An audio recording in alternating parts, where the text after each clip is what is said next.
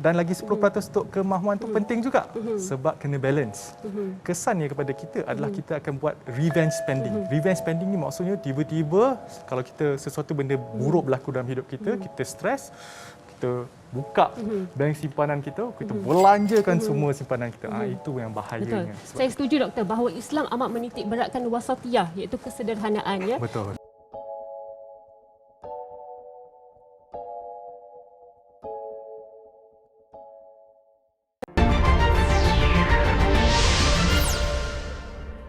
Bila kita bercakap mengenai pengagihan duit untuk perbelanjaan seharian keluarga ya doktor, terdapat pelbagai jenis peraturan bajet yang ada di luar sana seperti 50-30-20, 30-30-30-10 dan lain-lain lagi.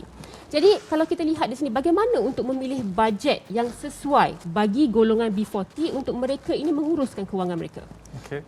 So, betul, ada macam-macam formula di luar sana. Kadang-kadang formula ini, saya tak tahu, dia macam double edged sword di mana kadang-kadang formula ini bagus untuk kita uruskan duit kita. Kadang-kadang benda ni tak bagus juga untuk kita uruskan duit sebab kita nampak contohnya saya ambil satu contoh yang Syabana dah kongsikan tadi, 50-30-20. 50-30-20 ni, benda yang saya pun pernah kongsikan sebelum ini, iaitu 50% daripada gaji kita adalah untuk keperluan. Keperluan ni maksudnya kalau anda tak belanjakan memang anda tak boleh hidup.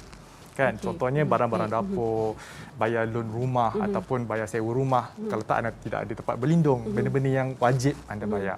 Itu 50%. 30% pula adalah untuk kemahuan. Kemahuan ni benda yang anda tak dapat pun tak apa. Contohnya pergi makan kafe, weekend bawa family pergi makan tempat yang best-best ataupun pergi bercuti misalnya. Itu 30% untuk kemahuan. Dan lagi 20% ni adalah untuk simpanan ataupun pelaburan. So basically ada 50-30-20 lah. Tetapi bagi saya, apabila saya berdepan dengan masyarakat di luar sana, terutamanya mereka yang bergaji rendah, contohnya gaji 3,000 seisi keluarga, memang tak cukup. So saya nak nasihatkan kepada anda semua gunakan formula 80-10-10. Mungkin ini formula baru ni doktor. Benda baru. Benda baru. Mungkin anda tak pernah tengok pun benda ini. 80-10-10. 80-10-10. So ini okay, disclaimer siap-siap untuk mereka yang betul-betul tak mampu, betul-betul gaji cukup-cukup makan sahaja. Sekurang-kurangnya ikutlah formula 80-10-10.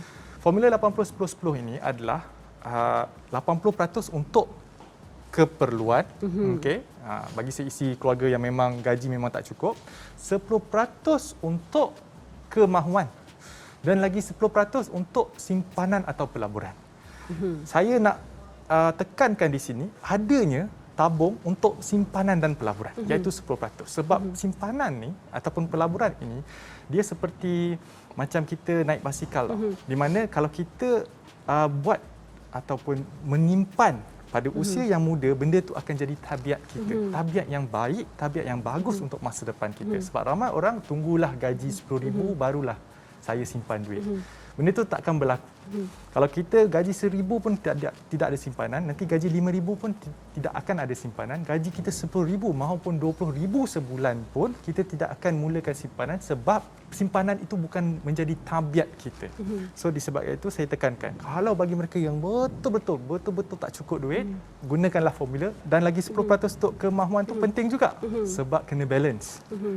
Kita dalam Islam ni semuanya kena sederhana. Kadang-kadang orang simpan je.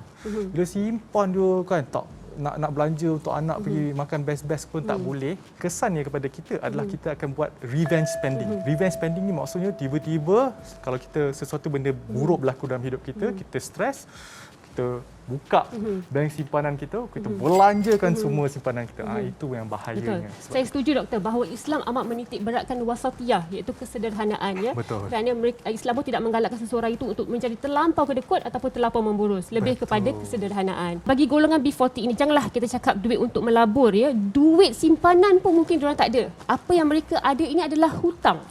Hutang yang masih belum terbayar akibat kegawatan ekonomi yang melanda negara. Jadi doktor, apakah nasihat doktor bagi mereka ini, kaedah terbaik untuk mereka melangsaikan hutang yang ada ini sementara ini? So soalan yang bagi saya sangat-sangat relevan terutamanya pada zaman sekarang ini. Memang saya pun jumpa dengan ramai orang sebagai perancang kewangan, kita jumpa dengan ramai orang di luar sana di mana mereka ni kadang-kadang bukan ni B40, mungkin mereka ni M40, tapi akibat daripada pandemik yang melanda, mereka dibuang kerja ataupun gaji mereka dipotong. dan bisnes-bisnes mereka terpaksa tutup. Dan disebabkan itu mereka jatuh sebagai B40 dan mereka tidak ada simpanan. Mungkin sebelum ini banyak melakukan dosa-dosa kewangan dan dosa-dosa kewangan. Ya, dosa-dosa kewangan contohnya hutang-hutang yang tak perlu. Nasihat saya kepada anda semua, kalau anda lah mengalami situasi sebegini rupa, nasihat saya adalah untuk anda tambahkan lagi pendapatan anda. Kadang-kadang dalam hidup, dalam dunia ni, terutamanya zaman sekarang ini, sebab saya ada juga jumpa orang yang gaji 1,500 contohnya, ataupun 1,200. Dan mereka memang duit tu memang betul-betul cukup untuk keperluan. Kesemuanya cukup untuk keperluan, mereka tidak ada duit simpanan ataupun duit untuk kemahuan. Mereka hanya beli keperluan sahaja. So nasihat saya kepada anda semua adalah anda kena belajar untuk tambahkan lagi pendapatan anda. Itu sahaja caranya untuk zaman sekarang ini. Bukannya belajar macam mana nak menabur, tetapi belajar macam mana nak menambahkan pendapatan. Terutamanya zaman sekarang ni, ada macam-macam peluang-peluang pekerjaan yang anda boleh buat, peluang-peluang bisnes yang anda boleh buat tanpa perlu mengeluarkan modal yang besar. Contohnya, online business. Okay, zaman sekarang ni banyak benda yang anda boleh buat online. Anda boleh jual barang orang, anda boleh jadi dropship, anda jual boleh makanan sebagainya. Jual makanan. Yes, benda-benda ni perlu zaman sekarang ini. Anda kena tambahkan pendapatan anda. Dan apabila anda dapat berjaya menambahkan pendapatan anda, jangan lupa formula 80-10-10. Bila anda ada duit lebihan, mula anda gunakan duit anda untuk bayar hutang anda secepat mungkin, terutamanya hutang-hutang jahat. Hutang-hutang jahat di sini bermaksud hutang kredit kad. Misalnya, hutang yang mempunyai kadar faedah yang tinggi. Itu bagi saya hutang jahat. So, selesaikan dulu hutang jahat ini. Selepas itu, anda kena ikut formula 80-10-10. Di mana 10% itu anda kena simpan. Anda kena simpan, mula simpan, lepas tu baru menabur. Tapi kena tanamkan tabiat menyimpan tu secepat mungkin. Terima kasih doktor di atas semua penjelasan. Baiklah, dengan ini kita sudah pun sampai ke penghujung rancangan. Terima kasih diucapkan kepada Dr. Adam Zubir di atas segala perkongsian dan tips-tips yang diberikan oleh beliau. Itu saja sedutan klip pendek daripada salah satu TV appearance yang saya dah buat sebelum ini. Kalau anda nak tengok video panjang, sila pergi dekat ruangan description. Kat situ saya ada sertakan link untuk tengok video panjang. Dan jika anda nak tahu lagi tips-tips kewangan yang lain, jangan lupa untuk lawati channel Dr. Adam Zubir, di mana anda boleh klik pada butang playlist. Kat situ tim saya dah susun dah topik-topik kewangan dan pelaburan yang anda boleh binge watch. Dan jika anda ada sebarang pertanyaan ataupun persoalan, sila nyatakan dalam ruangan komen di bawah. Itu saja daripada saya. Saya akan jumpa anda dalam video seterusnya.